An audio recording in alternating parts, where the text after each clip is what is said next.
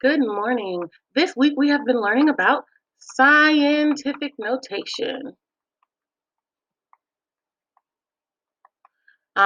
When numbers are written just normal, that's called standard. And we use scientific notation for if numbers have lots of zeros or lots of place values, because multiplying those would be a lot more difficult without having scientific notation. So let's start with a number that's really big and a number that's really small. Okay, so I know that this number is really small because of the number of decimal places it has. As you can see, it passes the tenths, hundredths, thousands, 10,000s, 100,000s, and it's into the millions, right? So what we're going to do is my base number for scientific notation has to be between, and I'm going to change colors here, 1 and 10. So when I move this decimal place, I can move it until it's over to a number that's going to be between 1 and 10. If I stop here, that's 0.68. So I'm going to keep going, and now I have 6.8. Okay, and you'll notice that that's an easier number to work with. Times 10 to the something. Since I moved it 1, 2, 3, 4, 5 places, and it's a small number, it gets a negative exponent because that lets people know this number is smaller than one whole by 5 decimal places. 1, 2, 3, 4, 5.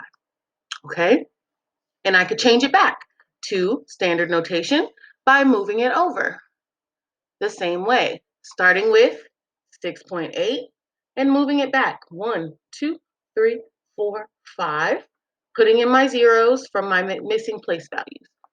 Okay, so going from standard to scientific, same thing, kind of, right? If I have a negative exponent, that lets me know that I should be going back to the negative side of a number line. Right, like if we think of a number line, we have the positive side with the negative side. So if my exponent is negative, that means I should be going to the negative side of the exponent. I put that in quotations in my mind, thinking that. Okay, on the bottom I have a larger number, same thing, but my decimal this time is not there. So I have to put it behind the number because I know that's what that means. If I see a whole number with nothing behind it, it means that there's an invisible decimal point. Okay, moving 1, 2, 3, 4, 5, 6, 7 puts me at 19. 8 puts me at 1.9. So it has to be a number between 1 and 10. So 1.98 times 10 to the, and how many times did I move? 1, 2, 3, 4, 5, 6, 7, 8. I moved 8 times. And since this is a larger number, that's larger than one whole by 8 decimal places. Moving backwards, I could do the same thing. And you'll notice I'm acknowledging. If there's a positive exponent, I move my number here because that means I'm going to be moving to the right when I move it back.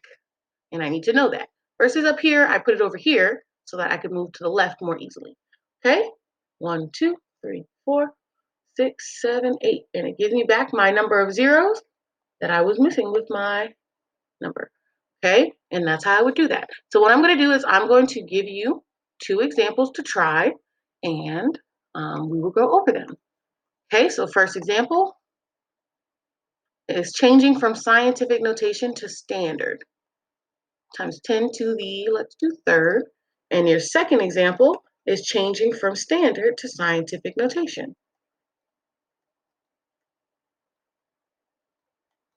Okay, so I'm going to pause and you will start that. Go ahead and pause. All right, so we're going to review.